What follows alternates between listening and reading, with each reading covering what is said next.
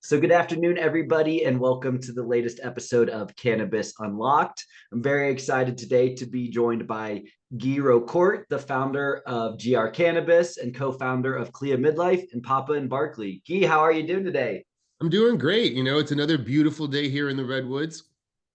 Yeah, well, I'm really excited to talk to you. It's beautiful here in Denver, although maybe not quite as warm. But yeah, really excited to talk to you today about your history in the cannabis industry. And so maybe just to kick it off, would love to get a little bit of your personal and professional background and how you got into the cannabis space originally.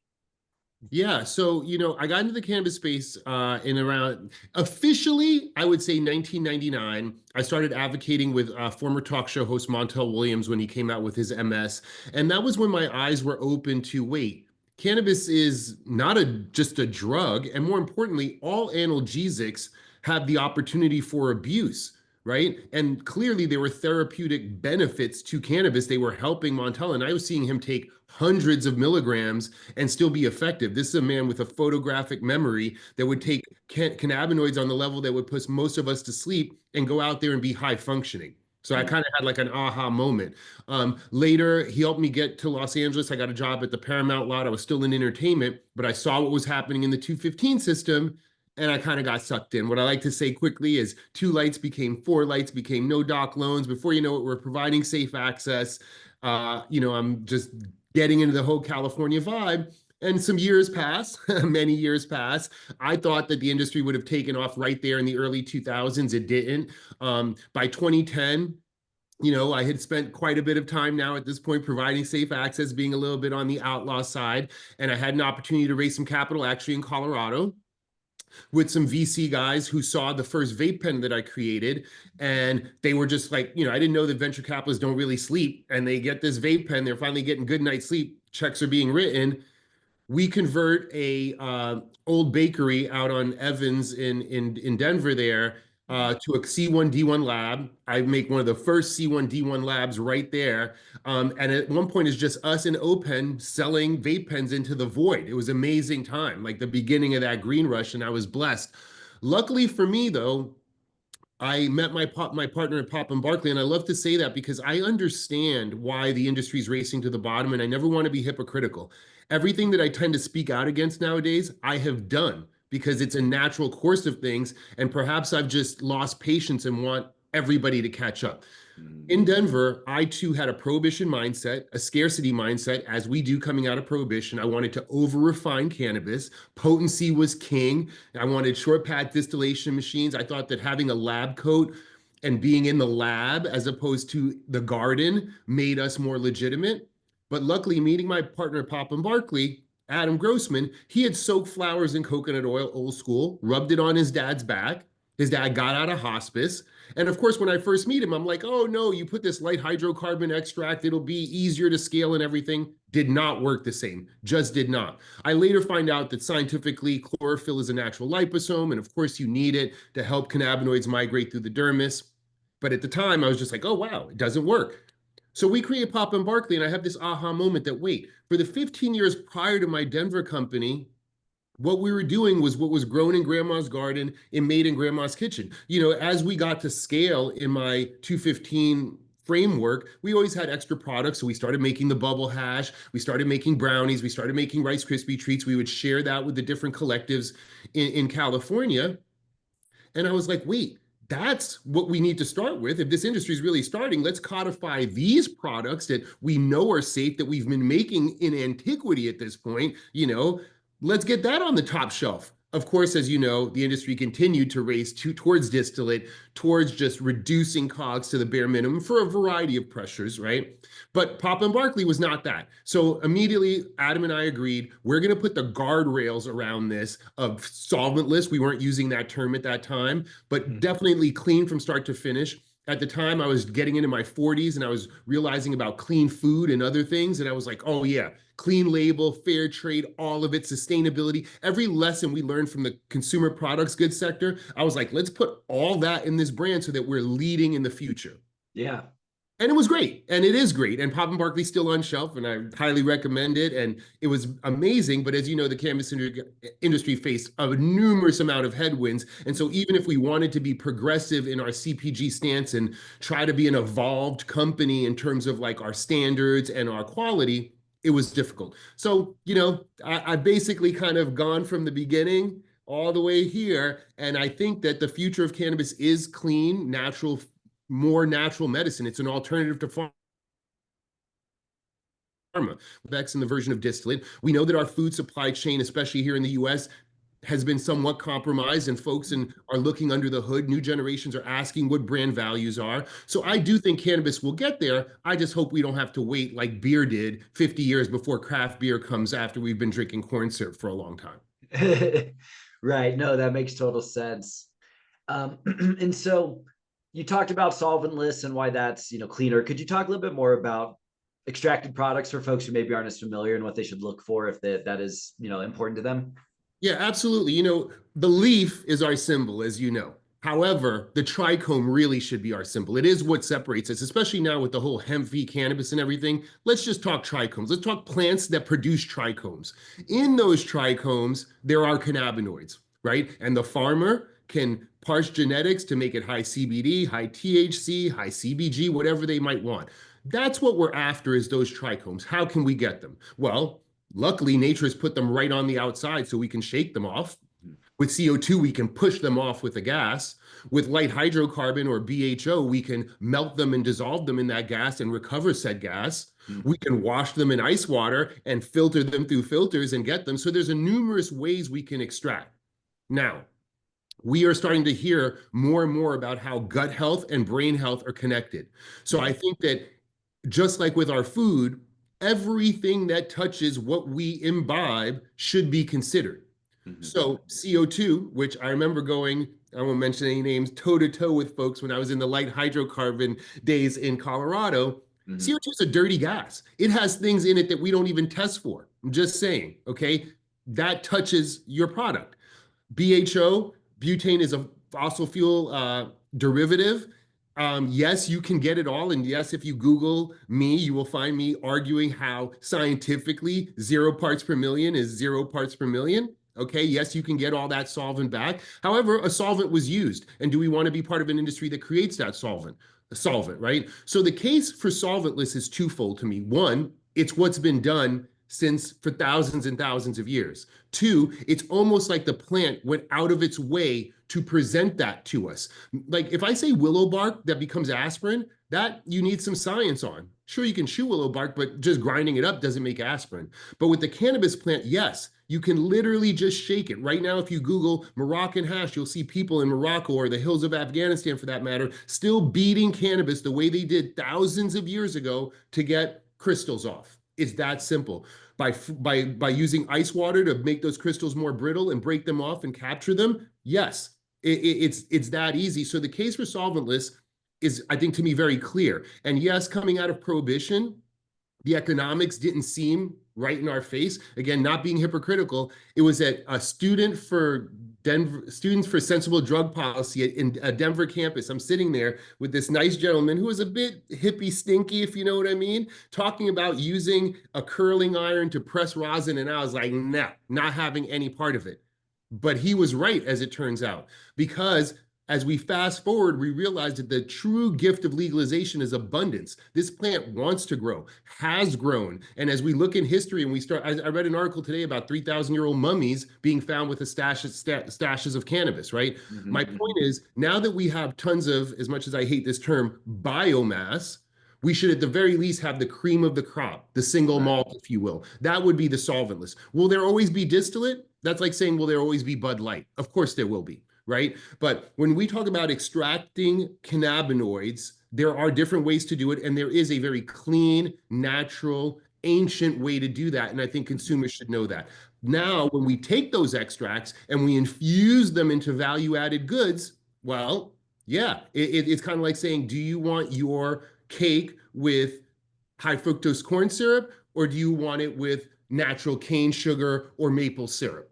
Right? I think consumers will, some consumers will be like, no, I'll take the high fructose corn syrup. It's half the price, whatever. Right? And others might be like, no, that, maple syrup will be much better on my body. The honey will be much better on my body, right? But we haven't really made those differentiations in cannabis. One, because we're a nascent industry. Two, the feds are still against us and misinformation seems to be the way of the world these days, right? And so lately, part of what I do that doesn't pay me is continue to advocate for clean label and for cannabis. I think one way we can shed the skin of demonization is by leading into a brighter, cleaner future. Absolutely. Well said. So Guy, you talked earlier about the headwinds that the cannabis industry has faced. So I'd love if you could just talk about, in your time in the industry, what have you seen as really the most significant headwinds that have caused the various cycles we've seen? Numerous, but I think that they can be boiled down to one simple statement: systemic bias. Okay. And as a person of color, I think I can talk to you about systemic bias from several experiences, but systemic bias is not legislated away. You can't just all of a sudden say, oh, you're free or it's legal, and think that old habits are just going to evaporate. People, everyone, including myself, need to do the work to say, how have I been programmed to think that cannabis is a demonized drug or that cannabis is bad, right? That is the underpinning of everything else, because what it drives is this thing that I call cannabis shame. Even now we have cannabis professionals that are like, oh, I only use it at night. That's like saying I have a black friend. Do you really have to justify your cannabis use? It's like, no, it's just, you wouldn't be like, I only have a drink at night. You'd be like, I have drinks, right? So my point is, this systemic bias has led to what? Overtaxing, right? Anybody that took Econ 101 would realize the way you grow an industry is you lower the taxes, you allow it to get a broad base, and then you level set the tax, and everybody wins, and the industry grows and the taxes grow, and the industry grows and the taxes grow. But yet that book is thrown out because of this cannabis shame stemmed in this systemic bias. So I think that onerous excise taxes under the guise of safety are just ridiculous, because, not that I'm a prohibitionist, but if we were just looking at facts and data, which I thought what educated people should do, we would look at the facts around alcohol and be like, well, if we allow alcohol and we're maintaining a population with alcohol fully deployed and fully normalized in our society, there's not a TV show, whether it's a cop show, a lawyer show, doctor show, that at work they don't pop a bottle, whether they're sad or happy. If we can deal with that and not have society fall apart, surely we could tax and regulate like cannabis, like alcohol. But again, because of systemic bias, that book is thrown out of the window, right? Facts don't matter in the face of fear. And the fear and demonization of cannabis is so entrenched, has become so entrenched over the last, I guess, 100-ish years, that it's a lot of weight to get out from under. So every rule and regulation around it is crushing us. Now, on the other side, we have our hemp brothers and sisters who have pivoted, to use another term, hemp, and seem to be squeaking by. It does not seem that the hemp word is as triggering. And so largely unregulated industry right now, shooting a loophole and getting away with some stuff. I appreciate it, because I believe all of us under the leaf need to be free. But yeah, I think that bias around cannabis at every turn, right? So the taxes, the fact that what industry has come out recently that needed their own brick and mortar operation? The fact that we had to build our own dispensaries is crazy making, right? Like when you look in Texas and you start to see liquor stores encompassing products from hemp, yeah, they already have 21-year-old rules. They already deal with a regulated substance. Why not do that? But instead, you've made this industry have high taxes, have to build its own infrastructure from scratch. When I first raised money for Papa and Barkley, folks were like, one of our investors were like, oh, well, aren't you guys going to use a contract manufacturer? And we're like, there are no contract manufacturers. We have to build that from the ground up, right? So it is, yes, I don't like saying this, but I know there are a lot of folks that say, especially here in California, that we were set up for failure. I thought and still believe that, when you have 500,000 people employed in an industry creating billions of dollars, that seat at the table would be interesting to some politicians. Perhaps we haven't lobbied right. Perhaps we haven't gotten our coalition together and put money in the right pockets. I don't know what the solution is, but the headwinds are real. But they all come from this systemic bias and demonization of cannabis that we really haven't shaken off. At Papa and Barkley, I was a little bit of a a-hole to our investors. I was like, if you're not down with this plant, I don't want to deal with you, right? So I am proud to say that one, our friends and family round all invested before the 2016 vote. So they were down for the cause, even in a Wild Wild West scenario. And as we raised more money and eventually got into some family offices and whatnot, I was always really clear. This is about plant medicine. This is counterculture, and we are going somewhere. And even in 2018, I was a little bit upset about our CBD deployment because I did not want to continue misinformation. I did not want to call it hemp because it's like, wait, what? Then we're calling everything hemp, right? So I was kind of railing against that misinformation, battles lost, whatever. But yeah, to answer your question, systemic bias is the biggest headwind, and from that springs all kinds of fears. Yeah, no, that makes total sense.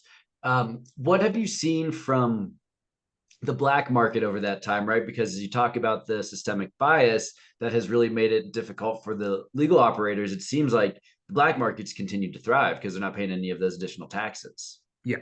So, again, we can see this in many models. If you looked at the Canadian liquor model, right? My father-in-law, great Ukrainian bear, brews his own hooch and beer and stuff and trades it with his friends because they have a high tax on alcohol in Canada. Whenever taxes are too high, you give operators the opportunity to come in under the cost at the store, and each one teach one. It's like, if I know I can get it from the homie for a little bit less, I'm going to do that, right? More importantly, I think what a mistake, well, it's not a mistake. I think what we're overlooking is that cannabis was already arguably at least a billion, if not trillion-dollar industry back in 2000, right? Before we even made it legal in any state, we were already making real money, and it was a real industry. Okay, I was definitely part of a real industry. Sometimes not so much anymore, but I used to be like, I think I made more money, on a handshake than I ever made with a signed contract, right? There's still some coffee cans buried somewhere. Okay.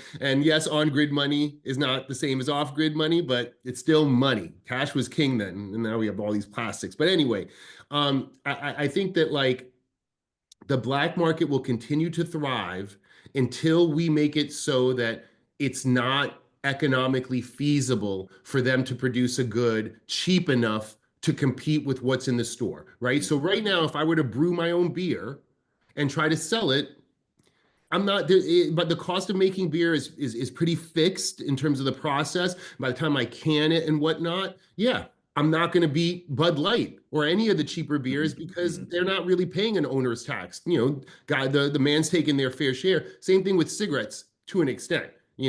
I'm not going to mention my family member, but I had a family member that was in the whole cigarette game back when people still smoked a lot and would go down to Florida and North Carolina and bring them back to New York City because New York City kept putting more and more and more taxes. And at one point it was like, oh, wait, there's an opportunity here, right? So whenever the taxes are too high, the black market rises. Again, that is textbook that for some reason is just not being paid attention to.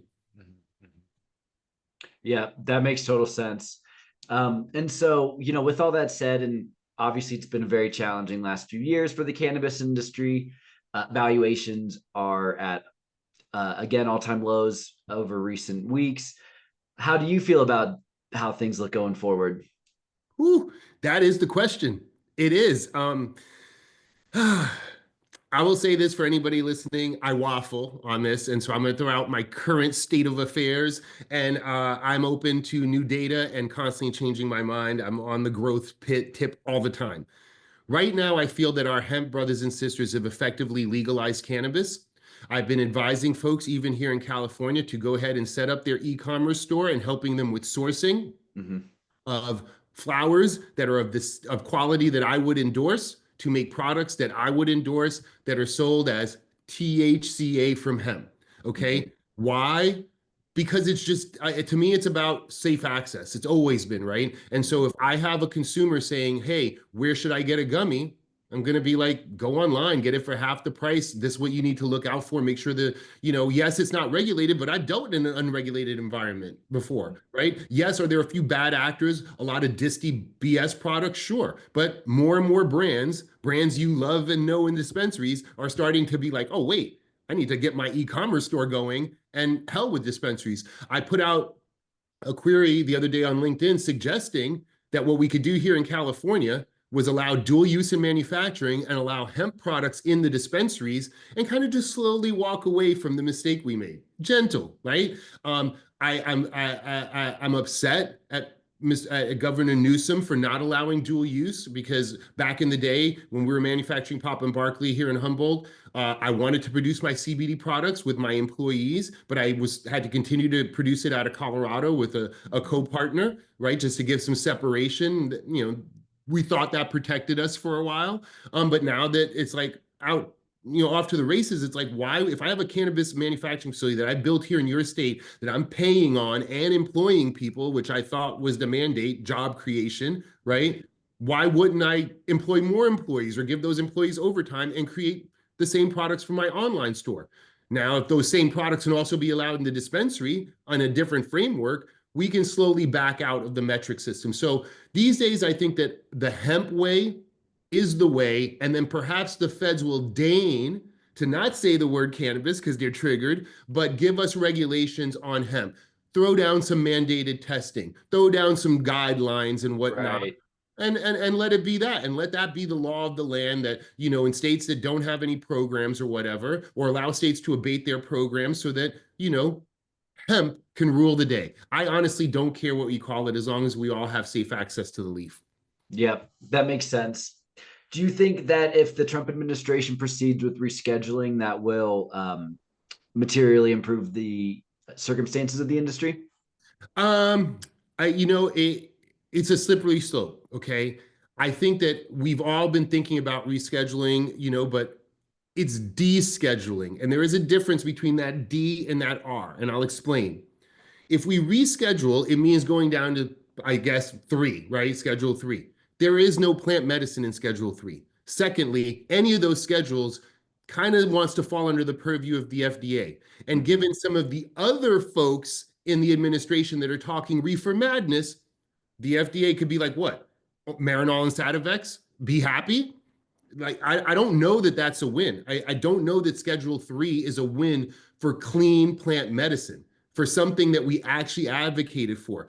Again, we already had Marinol and Sativex. Mm-hmm. If you look at the Florida model, could Schedule 3 bring about no flowers, only value-added products, only vape pens, smoking is bad, right? There's still too much reefer madness at the federal level for rescheduling, in my opinion, right? It could actually backfire, right? I know a lot of folks say, all we need to do is reschedule and that'll give us safe banking. It's like, yes, but it could give us a bunch of other turds that we need to deal with, right? That said, descheduling, on the other hand, may open the door to tax and regulate like alcohol, right? Now we're talking. That would be awesome, right? So this current administration, I hope they deschedule. It's the right thing. Okay. I think it's the best way. If any regulators are listening, I think it's the best way to get this out of your hair. Because if you go to Schedule 3, you're still dealing with it. You're still going to have to manifest the turds that I just talked about, right? You're still going to have the DEA and the FDA opine and make those officials come out publicly on cannabis, something that 80% of Americans are in favor for, right? You just have to continue the conversation if it becomes Schedule 3. Whereas if you deschedule it, walk away, deschedule it, right? Hits the news cycle one time, you go away. And 80% of the public will be like, yay, cannabis is legal, because they already think it's legal. Most US citizens don't realize the drama that you and I are going through to produce the safe access that they have, right? So I think you deschedule it, you walk away scot-free, no political backlash, no political capital expended. You go Schedule 3, you allow some zealots, if you will, to come in with some reefer madness and muck it up, and now it becomes an issue. Now you're in the news cycle and you're talking. You get what you saw in Texas with the attempt for the Texas ban, right? I'm watching that ban very closely, because if Texas goes and bans hemp and goes against their people, the nation will go that way. If they don't, then I think it bodes well for the hemp thing, the non-triggering words, if you will. And I think we get a descheduling of hemp products. And yes, everybody will get tested 3 weeks early. It'll always be about Yeah. THCA. We'll figure that out down the road. Yep. That makes sense. As you talk about safe access and plant medicines, one thing that I've obviously recognized that's different about the legal cannabis industry relative to how the plant's been grown in the past is that now it's really been grown in large part to maximize THC potency. How do you feel about that as a trend overall? I mean, do you have any concerns about that from a industry-wide perspective? I think it's temporary, right? I think if we look back to alcohol prohibition, it's the equivalent of moonshine, Uh-huh. right? It's like right now, there's still a scarcity mindset, right? And there's still systemic bias, like I said, right? So folks are still, even the public is still not like, oh, wait, they haven't gotten into the wellness spirit of it because it just hasn't percolated yet. But THC potency is not everything. Like you don't walk into a bar and say, give me the strongest, right? Mhm. We know the end outcome, right? So let's say you really want to get drunk really, really, really bad. You're still not going to go in and ask for moonshine. You're going to drink your drink and you're just going to have more of them, right? So I've been trying to make sure that I push this notion of experiential cannabis, right? And experiencing the nuances. Do I want to smoke a joint that's 40%? Not really. Like if it's really, really good, but terps are VOCs and they often can be harsh, right? There's a balance, a natural balance to the plant. So I'd rather have something that's 19% and smoke two because it was that good, right? Or let's say a gummy, right? I definitely don't go for the 100 milligram gummies because when I'm gonna have one, I go for 5 milligram gummies so I can have 3 or 4 of them. Mhm. Honestly, right? So I think the potency thing is a vestige of scarcity and prohibition mindset that will work its way out once we start to unfold some of the other systemic biases, right? And Yeah. I think that any regular cannabis users out there will understand when I say that there is no such thing as recreational or medical. Cannabis is wellness, right? It's Right. like, unlike alcohol or any other drugs for that matter, cannabis finds itself in this place where no matter how much you abuse it, it's relatively non addictive. The habit, like I have a smoking habit, right? Like I Mhm. like to smoke. It's not the cannabis, it's the oral fixation. Okay. Sure. And the concept and the ritual that I've imbued into my life. But cannabis itself as a substance, largely non-toxic, non-addictive. I think most folks can agree to that, right? And in an over-medicated society, I think folks like myself and regular cannabis users should stop and ask themselves, well, if I didn't have cannabis, what else would I eventually be prescribed? Is it a Xanax or an Ambien or some other thing might find its way into my normal routine, right? So cannabis is very square in this wellness thing. And I think as we get more normalized, that's where it'll filter to. Potency levels will come to a standardization. We've already got it on the edible side. I mean, I think 5 milligram is a standard dose, 10 milligrams is a larger dose in your gummies. Those are really what you see, regardless of regulation. I think everybody's kind of accepted that. Flower potency, yeah, the farmers want to do their thing. They want to like go, but it'll slow down. They're struggling for differentiation. They're struggling to figure out how to get flowers to market. Flower is still a commodity. That's a hard sector. While flower is king and it's what sells the most, it's the hardest to differentiate other than potency. Soon, folks will get into the curing and the terpenes. And so when we look at the tobacco industry and find cigars and whatnot, I think that one, our industry will move away from small joints and being super strong. And I appreciate the dog walkers during the pandemic. I still believe cannabis is to be shared, but that's another argument. But I do think that eventually we'll get larger form factors where you get more aeration. And I think cannabis joints, if you will start really at the cigarillo or panatella size and Mhm. move on to like the cohiba size. And that's how we'll be smoking cannabis. Think about if you've smoked a cigar and you've left half of it, you don't think of it because it's the price. And yes, I think at one point, cannabis already in Colorado and other states were overgrown. You won't have to keep your roaches. It'll be about the experience. It won't be about the potency. You'll smoke it until you get to where you are, talk with the homies, and then you'll put it down, then you'll light another one. Yeah. So I think that this drive for potency is still scarcity, and that scarcity is still driven by the systemic bias that drives excise tax, and it's just one of the headwinds or reaction to the Yeah. headwinds in our forces. It's not the normal course of things. Totally. Super interesting. As you talk about the wellness applications of cannabis, something you and I have talked about in the past is the potential benefits of cannabis and meditation. And so would love to get your perspective on why you think that can be beneficial. Yeah, 100%. I've thought about this a lot. And the meme of like stoners just sitting there quietly or whatever and not talking. It's like I've always wondered like why is that a bad thing? So in our society, alcohol is normalized and it causes us as a social lubricant to be extroverts, right? You go into a bar and it's loud and it's boisterous, but is connection happening? Maybe, maybe not. People hook up, I guess. I don't know, right? But if you're in a cannabis lounge and if you've ever been to, they're usually not the same kind of vibe. Even cannabis events tend to have a more subdued vibe. One example I'll give is years ago, we used to have these big festivals in California, much bigger than they are now. And I went to a High Times festival and Rick Ross came out with like this huge champagne bottle because he had just come out with rosé and it was all like joints and stuff. There's probably like maybe 1,000 people in this hall. It was like the whole hall was like being in the middle of a bong hit. It was crazy. And at the end of the evening, that sound that you get from having too loud music, it's like really quiet and everybody literally just floated out. The San Fernando police were out there, not really in force, and we just literally floated past them to our cars and out. Think about how it looks after a regular concert that's fueled with alcohol. Usually they put the prices so high that it doesn't get out of control. But my point is, cannabis is a different social dynamic. It brings introspection. So why would introspection be good? Well, in our society, we're not really taught to think about ourselves in that way. Some people pray, but praying means outside, like I'm praying to something, right? Meditation or introspection means I'm looking within myself to have a conversation with myself about fixing things that affect me. It's a very personal thing, right? And I do think that most people who smoke cannabis can relate to this.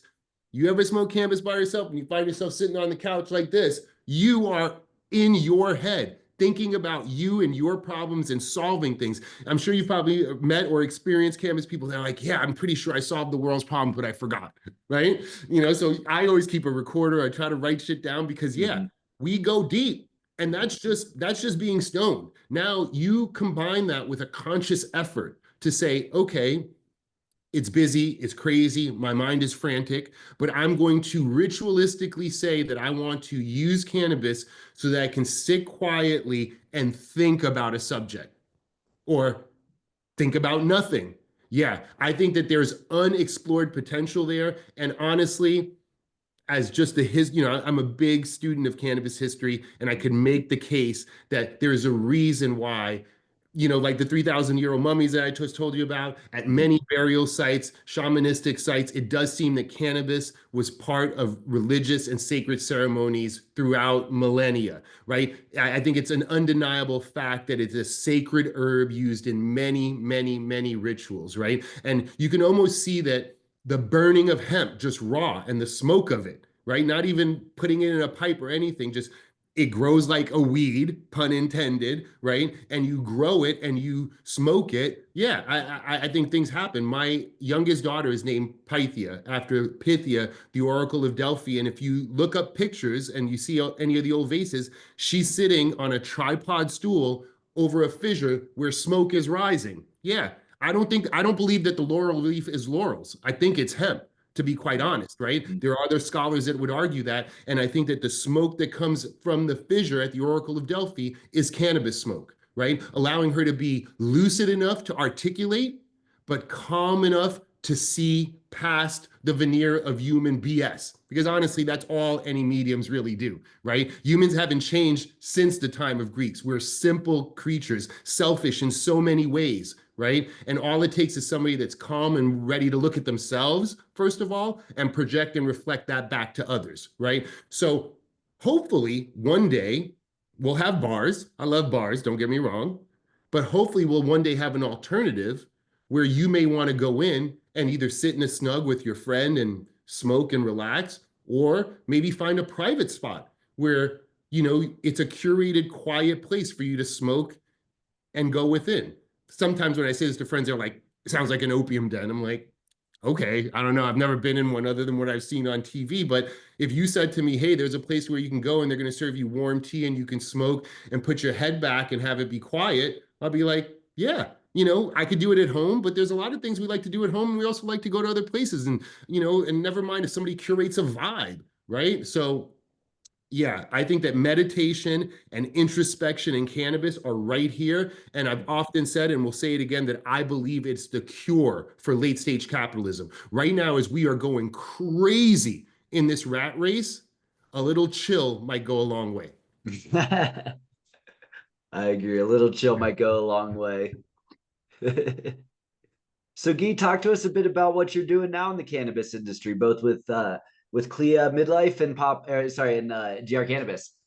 Yeah. So GR Cannabis is my consulting arm after exiting Pop and Barkley. Like many executives, you throw up the consulting shingle, and I'm here to help anyone who wants to create clean from start to finish products, right? So if you're starting a business or you're already in a business, let me show you how to make the cogs work, right? At the very least, if you have a brand, just like Mercedes, like have the high end, right? There's no reason why every brand shouldn't have good, better, best. It's the right thing Mhm. to do, right? Mhm. So come out with your solventless version. Let me show you how to make those products. I've created every SKU you can see in the dispensary clean from start to finish. Let's turn the obstacles, the headwinds into positives, right? For instance, people say, oh, 1 year shelf life is what we're allowed here in California. Most other industries, 2, 3 year. I'm like, yeah, you know what? Once you pass that barrier, make sure the consumer understands what shelf life means. Shelf life means preservatives, stabilizers, and it only benefits the manufacturer. It doesn't benefit the consumer. So if we can create products that are literally fresh all the time, let's let them know that. Let's market that, right? So GR Consulting is all about clean label cannabis, hoping that cannabis can lead the way to the future.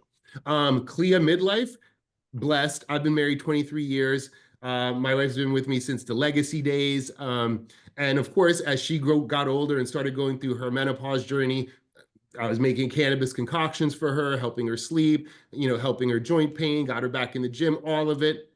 And so at one point, we were like, oh, we should create products. And then, of course, with my newfound appreciation for what the hemp brothers and sisters have done, I was like, oh, this is an e-commerce brand. And of course, she was like, I don't want it to be a cannabis brand. Right? You can already hear my wife talking, right? I was like, it doesn't have to be. And we don't, cannabis doesn't have to lead the way. This is about women's health. It just happens to be plant powered. So already you hear the alternative terms sun grown, plant powered, herbal medicine, all the things we're allowed to say that the algorithm doesn't stop us. And so CLEA Midlife is a suite of products that happens to hit on classic cannabis indications like sleep, high CBG for brain fog, great moisturizing CBD oils, CBD for joint pain.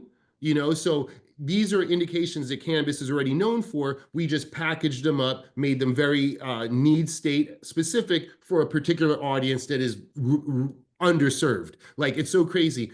You'd be surprised how talk about taboo. Women are kind of in the same thing that we are these days because menopause, endometriosis. There's so many words that the chat bots don't like, and apparently even the meta and the algorithms don't like those words. So marketing it has been quite interesting because I thought cannabis would be the problem. Women's health is a little bit of an issue right now, like in terms of being broadly communicated and accepted. I'm not sure why, but that's the case. So yeah, definitely check out cleamidlife.com if you or one of your loved ones happens to be, entering their midlife journey. And then, of course, Pop and Barkley, while I did exit, I'm still a fan of those products. They have not released any new products, so I take responsibility for all the ones that they have. I did transfer the SOPs. I will give them a shout out for this product, which I won first place at the state fair. That was the last product I formulated for Pop and Barkley. It's a balm stick, menthol balm stick, won first place, Golden Bear at the California State Fair, which I'm really happy about because it's great that while California's got a lot of problems, allowing cannabis to be a real respected category in the state fair is kind of a cool thing. Yeah, so that's pretty much what I'm doing. And then, I'm advocating, I have a clean label movement on LinkedIn. Cannabis has been really good to me and my family, knock on wood.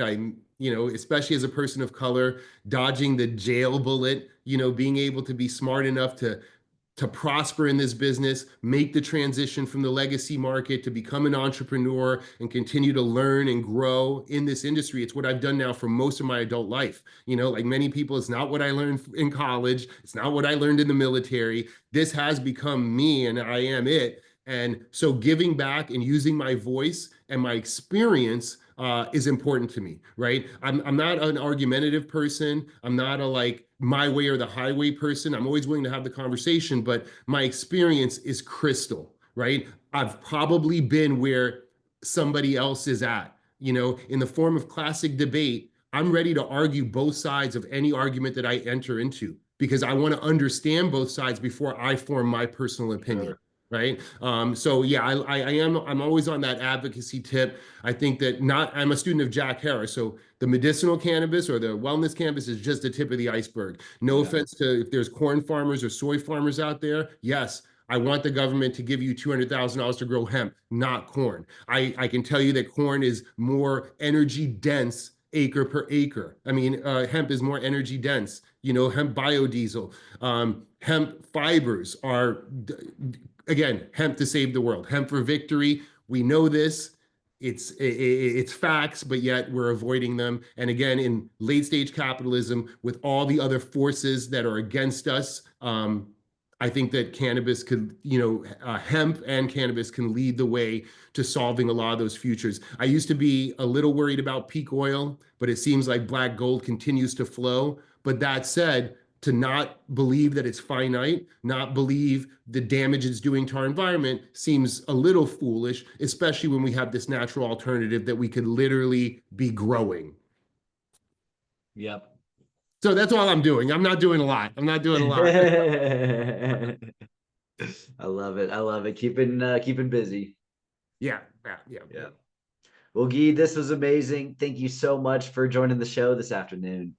I appreciate it. Look, anytime I have an opportunity to just speak about cannabis, you can see I Yeah. love it. Like Yeah. where if I cut myself, I'll flow green. Totally. No, your enthusiasm is super infectious. So I really enjoyed the conversation. Awesome, man. Thanks for having me. Absolutely, man. Have a great one. All right, you too.